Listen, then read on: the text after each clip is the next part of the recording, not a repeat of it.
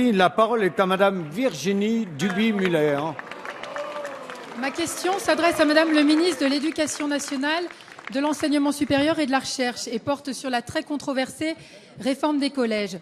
Suite aux événements dramatiques de janvier dernier, vous aviez lancé la grande mobilisation de l'école pour les valeurs de la République et nous nous étions retrouvés sur des valeurs d'autorité, d'effort, de travail, l'école étant un lieu incontournable de la culture.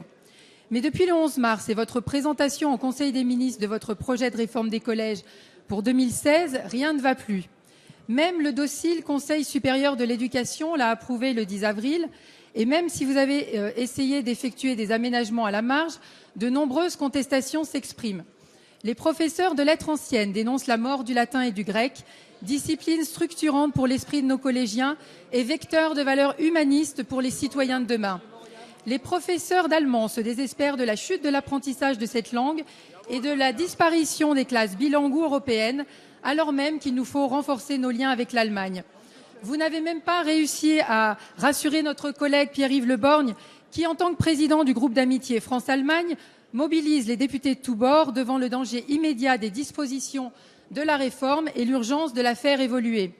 Sans parler des enseignements pratiques interdisciplinaires, EPI, censés plaire aux collégiens mais jugés dangereux par des éducateurs loin d'être convaincus de l'intérêt d'une transversalité des enseignements avant le lycée. Même les syndicats ont lancé un appel à la grève au mois de mai.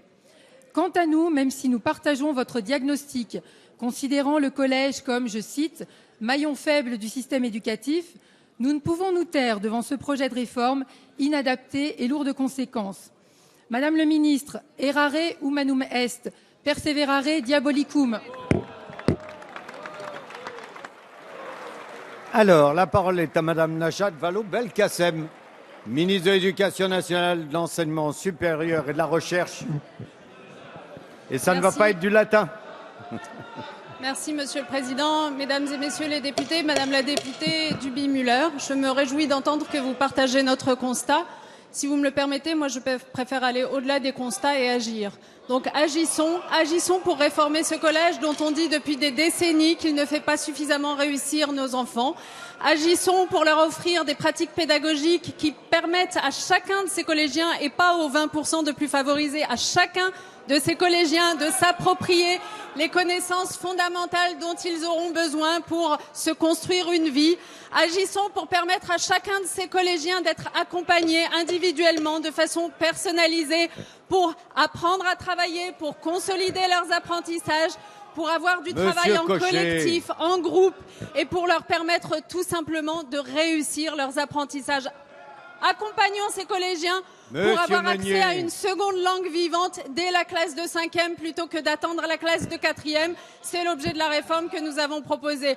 Alors oui, les classes bilingues, en effet, n'existeront plus comme elles existent aujourd'hui. Mais pourquoi ?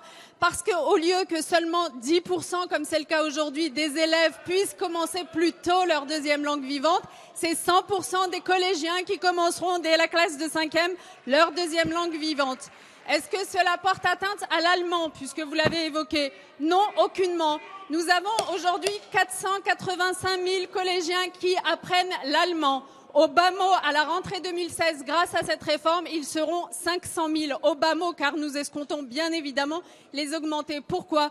Une simple règle de 3 suffit à le comprendre. Alors que vous avez aujourd'hui seulement 10% de collégiens en classe bilingue qui bénéficient donc de l'allemand plus tôt, demain, vous aurez 13% des collégiens qui prennent l'allemand en LV2 qui en bénéficieront un an plus tôt avec 2 heures et demie de plus dans leur scolarité.